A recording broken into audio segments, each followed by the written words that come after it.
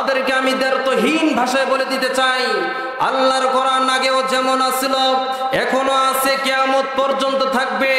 এই কোরআনের একটা পারা তো দূরের কথা, পৃষ্ঠা তো দূরের কথা, লাইন তো দূরের কথা, একটা অক্ষর পরিবর্তন করার কেউ ক্ষমতা নাই। কথা বলেন ঠিক কিনা? তোমাদের কোনো চিন্তাও থাকবে না, তোমাদের কোনো ভয়ও থাকবে না। বলেন সুবহানাল্লাহ। আমার ভাইয়েরা, আমার বন্ধুগণ, গভীর মনোযোগ দিয়ে শুনবেন। আল্লাহ রাব্বুল আলামিন বলছেন, এমন একখানা কিতাব আল্লাহ রাব্বুল আলামিন নাজিল করে দিলেন। তিনি বলতেছেন, শাহরু রমাদানাল্লাযী উনজিলা ফীহিল কোরআন।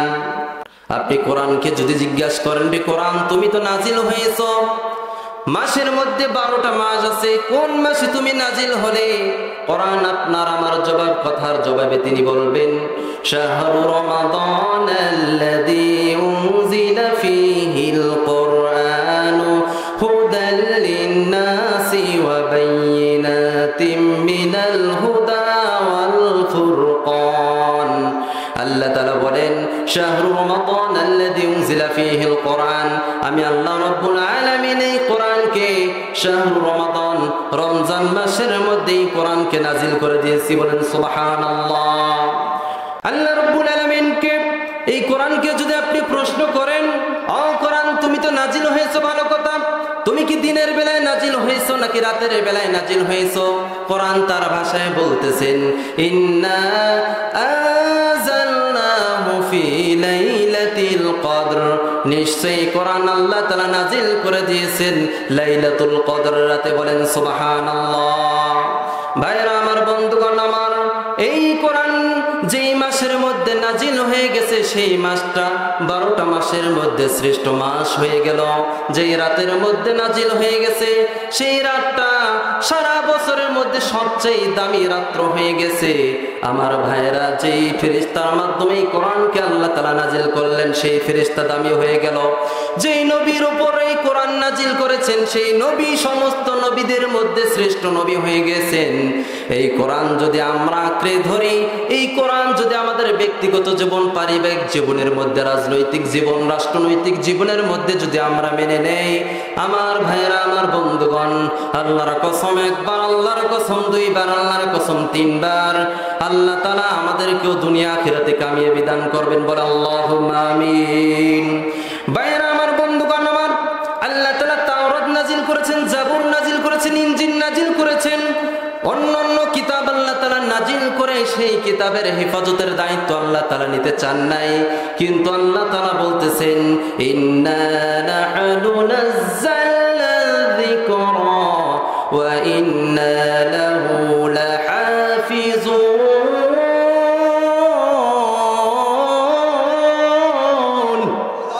আল্লাহ রাব্বুল আলামিন বলছেন, নিশ্চয় আমি এই কোরআনকে নাজিল করেছি, কোরআনের হেফাজতের দায়িত্ব আমি আল্লাহ তাআলা নিয়েছি। বলেন সুবহানাল্লাহ।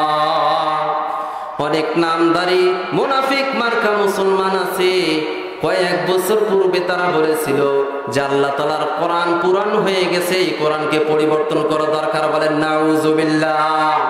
তাদেরকে আমি দ্ব্যর্থহীন ভাষায় বলে দিতে চাই, আল্লাহর কোরআন আগেও যেমন আছিল এখনো আছে, কিয়ামত পর্যন্ত থাকবে। এই কোরআনের একটা পারা তো দূরের কথা, পৃষ্ঠা তো দূরের কথা, লাইন তো দূরের কথা, একটা অক্ষর পরিবর্তন করার কেউ ক্ষমতা নাই। কথা বলেন ঠিক কিনা? ভাইরা আমার, বন্ধুগণ আমার, এই কোরআনের হেফাজতের দায়িত্ব স্বয়ং আল্লাহ তাআলা নিছেন।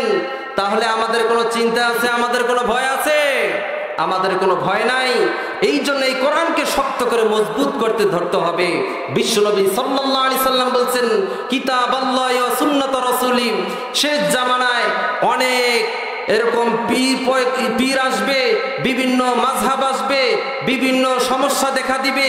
সেই সমস্যার মধ্যে যখন আমরা মাটির দাঁত দ্বারা কোরআন কিতাবুল্লাহ ওয়া সুন্নাত রাসূলিহি, এই দুইটা জিনিস মাটির দাঁত দিয়ে শক্তভাবে আমরা মজবুত করে ধরে নিতে পারবো, ততক্ষণ পর্যন্ত আমাদের পথ ভ্রষ্ট হব না। আর যখন এইটা থেকে আমরা দূরে চলে যাব, তেলাওয়াত থেকে আমরা দূরে চলে যাব, তখন আমরা পথ ভ্রষ্ট হয়ে যাওয়ার সম্ভাবনা আছে না নাই?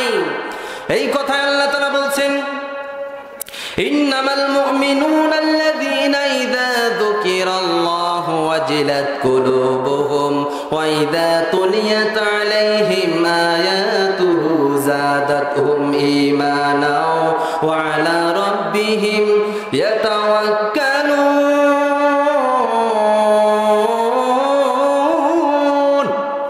আল্লাহ রাব্বুল আলামিন বলেন ইন্নামাল মুমিনুনা আল্লাযীনা ইযা যুকিরাল্লাহু ওয়াজিলাত কুলুবুহুম ওয়া ইযা তুলিয়াত আলাইহিম আয়াতুহু যাদাতহুম ঈমানা যে ব্যক্তি কিতাবকে তেলাওয়াত করবে যাদাতহুম ঈমানা আল্লাহ রাব্বুল আলামিন তার ঈমানকে বৃদ্ধি করে দেবে বলেন সুবহানাল্লাহ।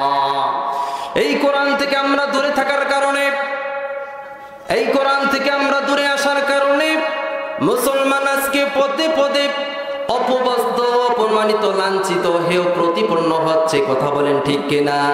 আজকে এই কোরআনকে আমরা যদি শক্তভাবে ধরতে পারতাম, তেলাওয়াত করতে পারতাম, কোরআনের ব্যাখ্যা বিশ্লেষণ করতে পারতাম, সারা পৃথিবীর মধ্যে কোনো ইহুদি নাস্তিক মুসলমানের গায়ে তো হাত দেওয়ার কথা দূরের কথা, একটা টোকা দিতেও সাহস পেত না। কথা বলেন ঠিক কিনা?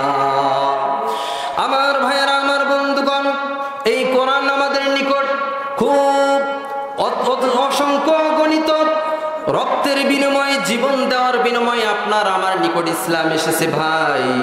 আল্লাহ তাআলা বলেন ইন্নাল্লাহা আশতারা মিনাল মুমিনিনা আনফুসাহুম ওয়া আমওয়ালাহুম বিআন্না লাহুমুল জান্নাহ, নিশ্চয় আমি মুমিনের নিকট আমার জান্নাতকে বিক্রি করে দিয়েছি দুইটা জিনিসের বিনিময়ে। সকলকে বলতে হবে কয়টা জিনিসের বিনিময়ে?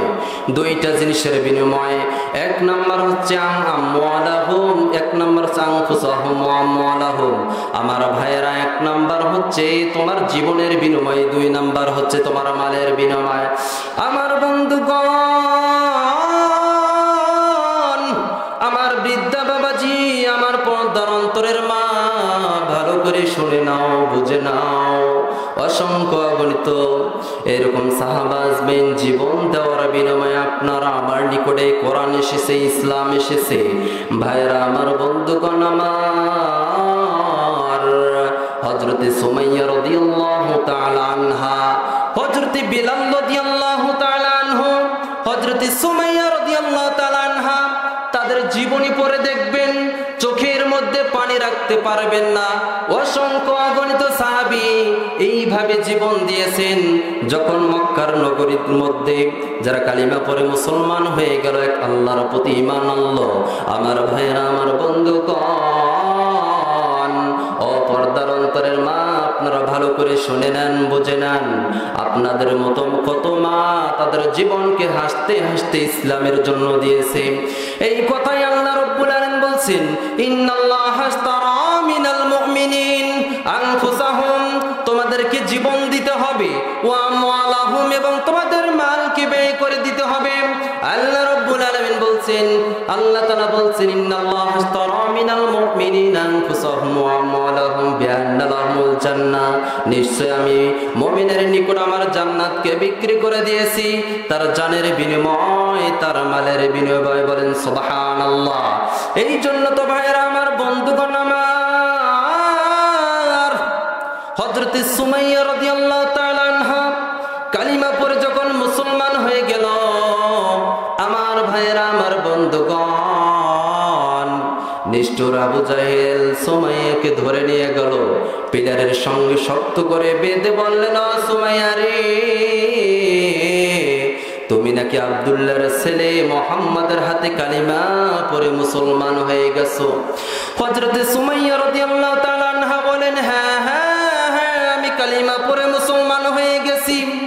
নিষ্ঠুর আবু জাহেল বললেন, না সুমাইয়া, তুমি যদি কালিমা ছাড়ো, তোমাকে একটা আমি সুন্দর অফার দিয়ে দেই। তুমি যদি কালিমা ছেড়ে দাও, তাহলে মক্কা নগরীর মধ্যে সবচেয়ে ধনষ্ট ছেলের সঙ্গে তোমার বিবাহ দেব। তুমি যদি কালিমা ছেড়ে দাও, এই অর্থ সম্পদ যত কিছু দেখছে এগুলোর মালিক বানিয়ে দেব।